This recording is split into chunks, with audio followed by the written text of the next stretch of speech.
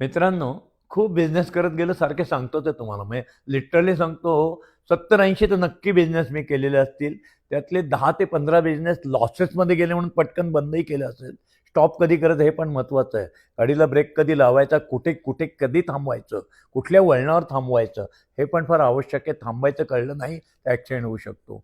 काहीतरी बिझनेस प्रॉफिटमध्ये प्रचंड असतानाही त्याच्यापेक्षा मोठा टर्नओव्हर होणारा बिझनेस आहे म्हणून तेही आम्ही घेतले, बंद केले.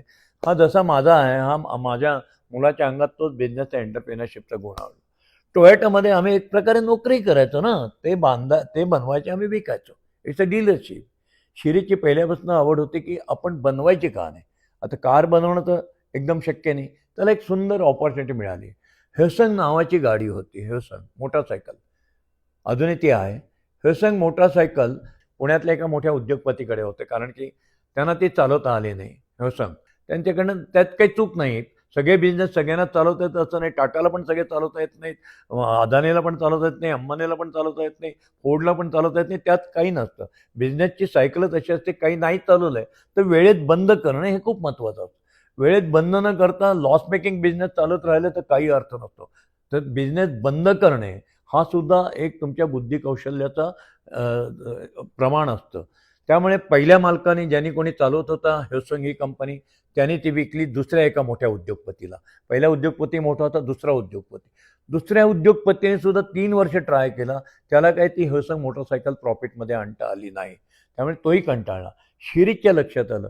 शिरीष म्हणला, बाबा आपण हेसंग घ्यायची. अरे म्हणलं, पहिले 2 मोठे मोठे आपल्यापेक्षा हजारपट मोठे उद्योगपती, ते चालू शकले नाही, आपण काय करणार. म्हणलं, नाही बाबा, आपल्याला टोयोटामुळे आपल्याला कस्टमर डिलाईट कळतं. जे काही असेल ते मला मला हे काही करून करायचं. मला आनंद वाटला.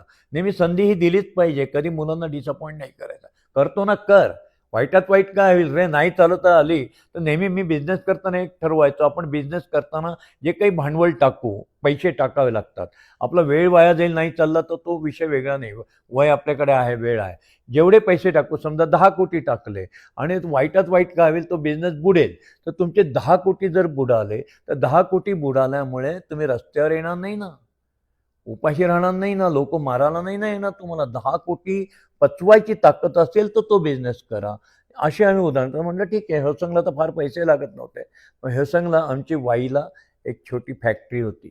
तिथं आम्ही हेसंग बनवायला सुरुवात केली आणि DSK हेसंग नावाची माझ्या मुलाने ऑटोमोबाईलची नवीन लाईन सुरू केली. वाईला हेसंग बनवायला लागल्या. वाईला हेसंग बनवता बनवता त्याचे डीलर सुरुवात झाले आणि जी हेसंग लॉसमध्ये जात होती ती हेसंग प्रॉफिटमध्ये आणली माझ्या मुलाने. हे ते हेसंग मॉडेल आजही आहे बाजारात. फक्त ते खूप मोठ्या प्रमाणात नाही, पण आज आहे. आता हेसंग जर आम्ही बनवतो, ते आम्हाला वाईची जागा छोटा 10,000 फुटाची भाड्याची जागा होती. जागा कमी पडायला लागली आहे. सॉलिड बिझनेस वाढतोय. मग शिरीषने ठरवलं आपल्याला कारखाना टाकायला पाहिजे. मग टाकवेला, कामशेतजवळ टाकवे नावाचं गाव आहे, तिथं टेट्रा पॅकची फॅक्टरी होती. टेट्रा पॅक हा फार मोठा ब्रँड. आता जेव्हा ते सगळं ते फॉईल पॅकिंग वापरतात, तर टेट्रा पॅक ही स्वीडन कंपनी जगातली नंबर 1मध्ये आहे त्यांच्या सगळ्या त्या पॅकिंगमध्ये. त्यांनी त्यांची जागा चाकणला हलवली होती. टेट्रा पॅकची सुंदर 23 एकरातली एखादी स्वीडन फॅक्टरी, अद्भुत कन्स्ट्रक्शन होतं ते, जे मलाही कधी आयुष्यात जमणार नाही असं कन्स्ट्रक्शन होतं. ती फॅक्टरी आम्हाला ऐती मिळाली. ती फॅक्टरी आम्ही तिथं घेतली. आता इथं 10,000 फुटातनं आम्ही आता 23 एकरात आलो आणि आमची हेसंगचं आम्ही वाढवायला सुरुवात केली. त्याच्यामध्ये शिरीषचा अजून प्लॅन होता की पुढच्या लायमरेटा तो आणणार होता, तिथे बनवला. अशा अनेक गोष्टी होत्या. मीन व्हाईल जगातली तरुण मित्रांनो, मोटारसायकलचा तुम्हाला जर वेळ असेल, मोटारसायकलची माहिती असेल, तर मोटारसायकलच्या टॉप 5 ब्रँडमध्ये कुठलं नाव टॉपला आहे किंवा टॉप 5मध्ये आहे, तर त्याचं नाव आहे Benelli. It's a Italian bike. Benelli आजही, ज्यांना मोटारसायकलचं नॉलेज आहे, जगातलं नंबर 1 डिझाईन आहे ते. तर बेनेली हे जगातलं तरुणांचं अतिशय आवडतं नाव. इटालियन कंपनी, जी धूम सिनेमा तुम्ही पाहिला असेल, त्यात ज्या काही गाड्या धूममध्ये पळतात ना, त्या बेनेली आहेत. शिरीषने दिलेल्या आहेत त्यांना शूटिंग करता. ती बेनेली या बेनेलीच्या लोकांना आता जग सगळीकडे अट्रॅक्ट होत चाललं होतं 12, 14, 15चे, की भारतामध्ये सगळे ब्रँड येऊन राहिले होते, की इथं प्रोडक्शन करायचं, इथं असेंब्ली करायची, इथे आपले प्लॅन टाकायचे. बेनेलीला सुद्धा भारतामध्ये यायचं होतं आणि प्रोडक्शन सुरू करायचं होतं. नॅचरली टोयोटा भारतात आली, त्यांनी किर्लोस्करला पार्टनर म्हणून घेतलं.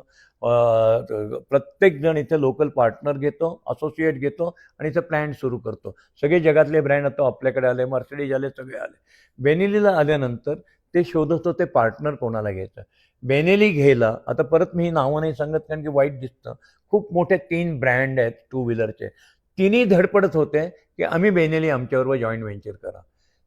कारण की भले त्या मारुती सुझुकी आणि मारुती हे कॉम्बिनेशन झालं, किंवा तुमचं आत्ताचं टोयोटा किर्लोस्कर हे कॉम्बिनेशन झालं. तसं बेनेलीला जॉईंट व्हेंचरला पार्टनर शोधत होते ते, आणि मोठे खूप मोठे नाव ते धडपडत होते. बेनेली त्या तिन्ही मोठ्या नावांना नकार दिला आणि ते होऊन आम्हाला अप्रोच झाले. DSK, आम्ही तुमच्याबरोबर पार्टनरशिपमध्ये जॉईंट व्हेंचरमध्ये मॅन्युफॅक्चरिंग युनिट टाकायला तयार आहे, येता का? हे कशामुळे झालं?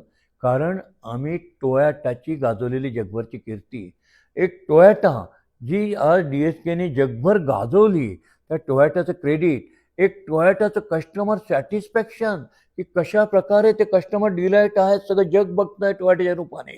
जे ॲटोमोबाईल लाईनमध्ये काम करतात त्यांना ॲटोमोबाईलचं मार्केटचा स्टडी असतो, की शेजारचा कॉम्पिटिटर का फेमस आहे, त्याला काय त्याचे प्लस पॉईंट आहेत, काय त्याचे वीक पॉईंट आहे. त्यामुळे टोयोटामुळे ॲटोमोबाईल क्षेत्रात आमचा दबदबा पूर्ण होता, की काय प्रकारे आम्ही काम करतो आहे. नंतर त्यांनी हेवसंगची स्टोरी पाहिली. हेवसंग काही खूप मोठा ब्रँड नाही आहे, पण हेवसंगला सुद्धा यांनी पहिल्या 2 मॅन्युफॅक्चर मोठ्या नावाने सोडून दिल्यानंतर यांनी घेतली आणि प्रॉफिटमध्ये आणली. म्हणून त्यांनी आम्हाला कशाच्या जीवावर क्रेडिट मिळालं? टोयोटाच्या कस्टमर डिलाईटवर, टोयोटाच्या आमच्या जे काही आम्ही सिद्ध करून दाखवलं त्याच्यावर, जे आम्ही हेवसंगला करून दाखवलं त्याला. त्याच्यामुळे जेव्हा कष्टातनं आपण सगळ्या गोष्टी अशी करतो जीव टाकून, तेव्हा आपोआप त्या बेनेलीनी मोठे 3 ब्रँड त्यांना नकार देऊन आमच्या शिरीषला निवडलं आणि टाकवेला DSK बेनेली नावाचा असेंब्ली प्लॅन्ट सुरू झाला. त्याच्यामध्ये 4% इंडियनायझेशन लगेच आम्ही पहिल्या महिन्यात सुरू केलं. हळूहळू 50% इंडियनायझेशन, म्हणजे पार्ट इम्पोर्ट व्हायचे, असेंब्ली करायचे असतात, नंतर इथेच बनवायचे, ते सुरू झालं.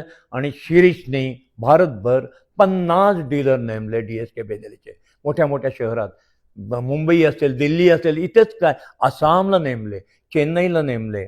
आणि एका छोट्याशा लावलेल्या रोपट्याचा वृक्ष कसा वाढायला लागला, तर तो मेहनतीने, कस्टमर डिलाईटमुळे, ग्राहकांच्या प्रेमामुळे, प्रामाणिकपणे कष्ट केल्यामुळे, मनापासून काम केल्यामुळे आपोआप तुम्हाला घर चालत कशा संध्या येतात.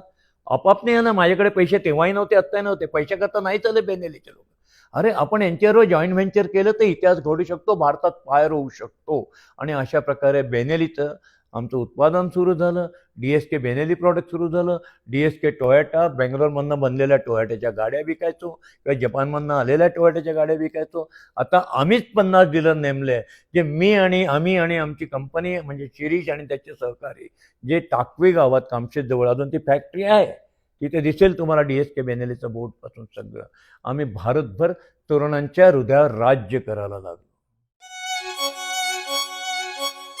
घरासाठी काडी काडी जमवतात माणसं, टुमदार स्वप्नात रंगतात माणसं, छान छान घरात राहतात माणसं. जेव्हा भेटतात घराला घरपण देणारी माणसं, घराला घरपण देणारी माणसं. DSK, घराला घरपण देणारी माणसं.